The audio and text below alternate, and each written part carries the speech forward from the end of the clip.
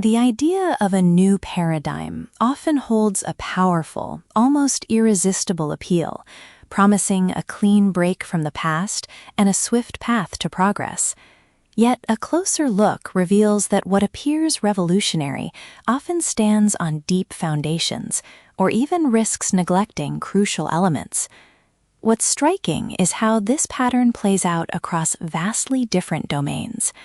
Scott Alexander, writing in Astral Codex 10, delves into the technical evolution of AI, questioning whether the pursuit of artificial general intelligence truly demands a complete paradigm shift, or if continuity is more essential. Parallel to this, Yusuf Serunkuma, in Africa is a Country, critiques the push for STEM education as a new paradigm for development in Africa, arguing that overlooking the humanities can undermine holistic societal advancement. Together, these pieces invite a thoughtful reconsideration of what true progress entails. Scott Alexander, in his piece New Paradigms Won't Save You, analyzes the technical evolution of AI to question how much of a new paradigm is truly needed for AGI, challenging assumptions about technological discontinuity. As the piece unfolds, notice how he applies Lindy's law to the history of AI breakthroughs, suggesting that even if a significant new paradigm is required, it could emerge within a few years rather than an indefinite future. This reframes the urgency of AGI development. New paradigms won't save you. One popular objection to AI concerns is to declare that LLMs can never be AGI. You need a new paradigm. Therefore, AGI is so far in the future that it's not worth worrying about. A common counterargument is to claim that no, LLMs can become AGI. But even without that counterargument, I think the therefore fails on its own terms. The key question is, how much of a new paradigm do we need? The landmark discoveries on the road to modern LLMs are something like 1950s, neural networks, 1967, multi-layer perceptron, 2010, modern deep learning, 2017, transformer, LLM, 2022, RLHF, chatbots, 2024, chain of thought/test time compute. We can think of this as an evolutionary tree, where a given LLM, let's say Claude Opus 4.7, shares a recent common ancestor with all other chatbots, and only a very distant common ancestor with everything else descended from the multi-layer perceptron. If AGI needs a new paradigm, what common ancestor can we expect AGI and LLMs to share? AGI will very likely use neural networks because the human brain is a neural network and qualifies as an AGI. It will probably use deep learning because although deep learning isn't exactly analogous to the brain, it seems like a pretty reasonable way to emulate the brain's learning algorithms onto computer hardware. Skeptics like Yann LeCun and Gary Marcus usually pinpoint LLM/transformers as the step where we went wrong. LeCun thinks that the first AGIs may be within the deep learning paradigm, but not LLMs. Marcus thinks that they'll combine insights from deep learning with something else. How soon should we expect a new paradigm as revolutionary as LLM/transformers? Since we got LLM/transformers 9 years ago, Lindy's law suggests 9 more years. How soon should we expect a new paradigm as revolutionary as deep learning? By the same logic, 16 years from now. Lindy's law has a heavy tail, which means we can't simply have these to find our 25th percentile estimate. Our 25th percentile estimate for the next advance as exciting as LLMs should be 3 years from now. For deep learning, it's 5 years. So even if you think AGI will require a further paradigm shift as big as the invention of the LLM or as deep learning itself, you should have 25% chance it will be developed in the next 3 to 5 years, which is about as long as the LLM-only crowd think things will take. This isn't an excuse for relegating the risk of AGI to some vague, indefinite future. It could still be the late 2020s or early 2030s. Might we expect that low-hanging fruit effects make the next paradigm harder to find than the last one?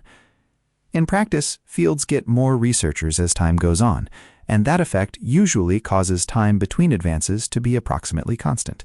And in fact, the number of AI researchers has grown at an unprecedented pace for a scientific field, and growth will enter an even faster regime once AIs themselves can contribute.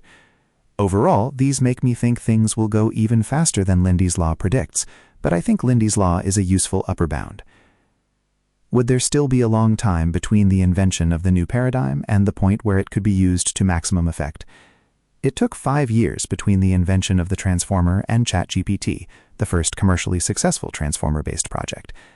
But most of that time was spent scaling up, and we've already scaled up. If we invent a new paradigm in 2030, then any frontier lab willing to bet on it can quickly provide it with levels of compute sufficient to train human brain-sized models. This is my attempt to talk to the new paradigm wanters in their own language, but I think there's also a subtler point that undermines this worldview. In the past, new paradigms have proven useful in allowing scaling to continue after an old paradigm passed the regime where it could efficiently convert scale to results. LLMs still seem to be able to convert scale to results. While this continues, new paradigms won't be necessary, and frontier labs won't risk pursuing them. If scaling ever hits a wall, there will be a few months of confusion as frontier labs look over various new paradigm proposals that they already have lying around and throw them at the wall to see what breaks through. Then scaling will continue from wherever it left off. The best way to forecast future AI progress is to extrapolate from current LLM scaling. This should work if LLMs scale all the way to AGI, but it may also work even if they don't. First, because we might get the new paradigm so soon that it won't be a significant source of delay. And second, because the most likely place for a new paradigm to start is wherever LLMs stop working, going at the same rate. What jumps out from Scott Alexander's argument is the way it dismantles the comforting notion of a distant, radically discontinuous technological leap. The piece suggests that even significant advances, like AGI, might emerge from evolutionary steps within existing frameworks, challenging the assumption that a new paradigm necessarily implies a complete break from the past or a long delay. It frames the wait for a truly novel breakthrough as a potential misdirection, urging a reevaluation of how close and continuous future progress might actually be. Read alongside Alexander, Yusuf Serunkuma's critique of educational policy in Africa takes on a complementary resonance. Where Alexander questions the necessity of radical discontinuity in technological progress, Serunkuma argues against its desirability in societal development. The push for STEM education as a standalone new paradigm for African progress, Serunkuma observes, risks severing the branches of technical skill from the roots of humanities and historical understanding. This isn't merely an academic debate. It points to the specific argument that technical expertise, divorced from its political and social context, is inherently incomplete and potentially misdirected. Both pieces, in their distinct domains, reveal a shared skepticism towards the simplistic allure of a new paradigm as a panacea, instead highlighting the persistent, often overlooked, importance of continuity and foundational knowledge. Branches without roots. Across Africa, governments are elevating STEM education while sidelining the humanities. But science and technology are never neutral, and technical expertise alone cannot transform society. There has been intense investment in science, technology, engineering, and mathematics, STEM, across the African continent. The argument is that technological investment is the future. Relatedly, there has also been intense investment in business, technical, vocational education, and training, BTVET. While investments in STEM and BTVET are undoubtedly worthy investments, Africans tend to invest in them in juxtaposition with the humanities and social sciences. They problematically establish hierarchies in the disciplines. STEM subjects are superior to the arts, and not only invest more in STEM, but ironically cut investment in the arts and social sciences. In Uganda, the government even remunerates teachers in the natural sciences way higher, about USH $4 million, over $1,050, than their counterparts in the humanities and social sciences, USH $1.5 to $2 million, about $600, about 100% more. As one watches the continent, especially Black Africa, pitting STEM against the arts and social sciences, the irony is not lost that this was actually a British colonial policy. With lessons from India, the British did not support the opening of universities teaching the arts and humanities in Africa, for fear that this would produce philosophers and revolutionaries. Thus, they opened colleges to train clerks, carpenters, engineers, and medical doctors. Established in 1922, Makerere College served all of East Africa, before the opening of the Royal Technical College in Kenya in 1956. They opened Achimota College in Ghana in 1927, and Kumasi College of Technology in 1951. In Sudan, they had opened Gordon Memorial College in 1902. Apart from teaching Shakespeare, they feared that students educated in the arts and the humanities tended to craft anti-exploitation arguments and stir revolt.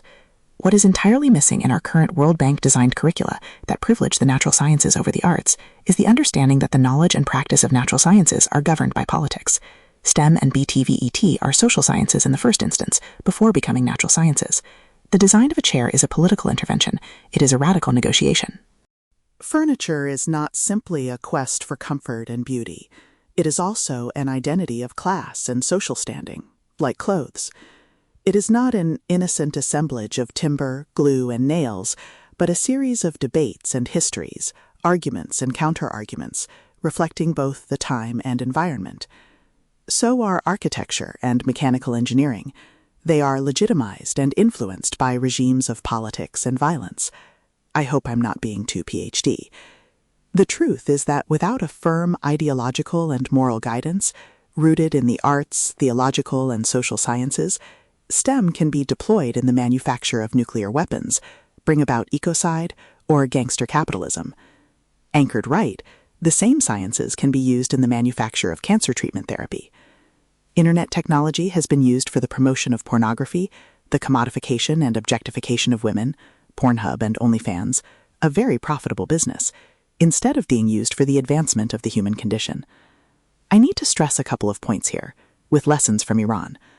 Firstly, investment in the social sciences and the arts is as crucial as investment in the natural sciences, maybe even more so. If we look at Iran and the advances the country has made in the natural sciences, STEM, one has to appreciate the ideological anchors guiding its scientific breakthroughs. Schooled in the arts and social sciences of religion and spirituality, Iran's scholar ayatollahs have been core guides in this journey. No wonder Iran is the only country with an anti-nuclear weapons fatwa, built on religious ethics and scholarly traditions, despite the country's ability and capacity to make nuclear weapons. You can argue with that if you like. The second point, again building on Iran, is that we ought to aspire to the best education all the way to the top. We need as many master's degrees and PhDs as possible, but at the same time, we will definitely need to create space for these PhDs to thrive.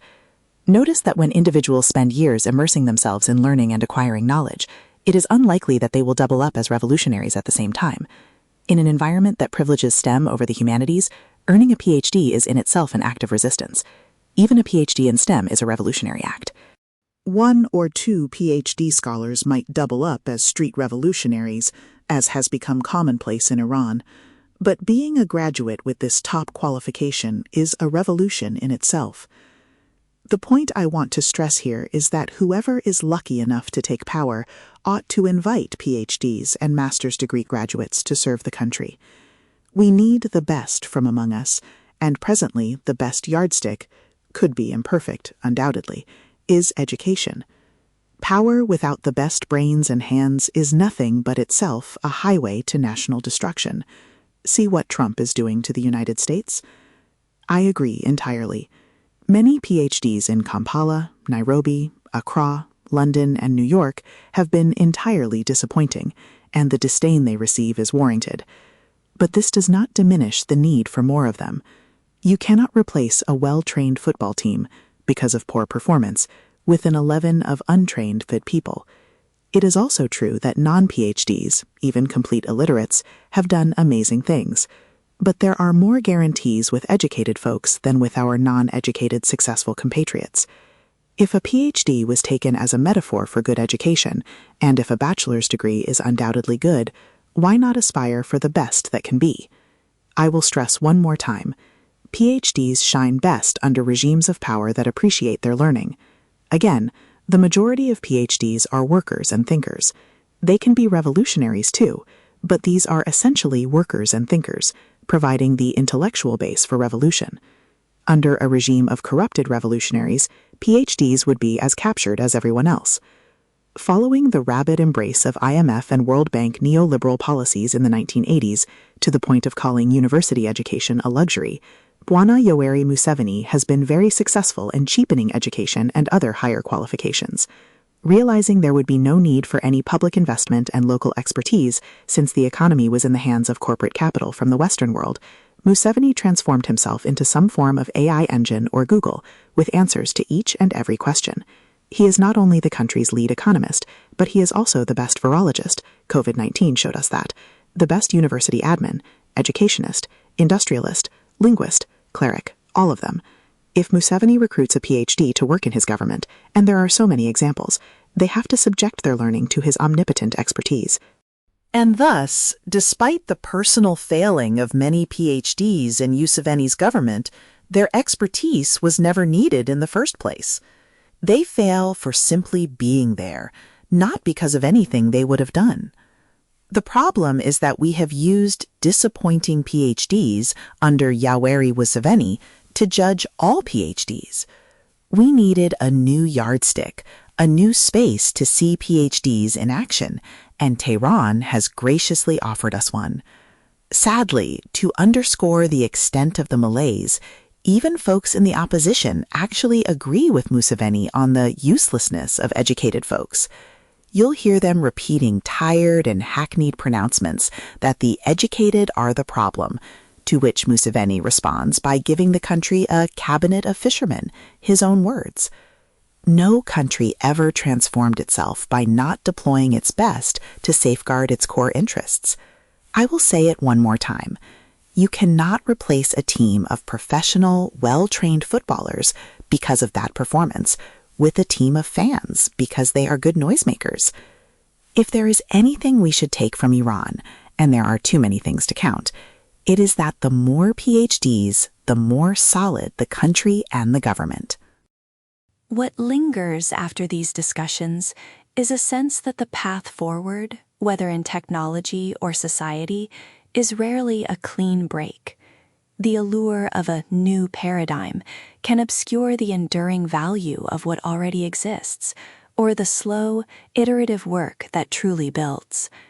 Progress, it seems, often thrives not on radical discontinuity, but on a deeper engagement with continuity and foundational understanding.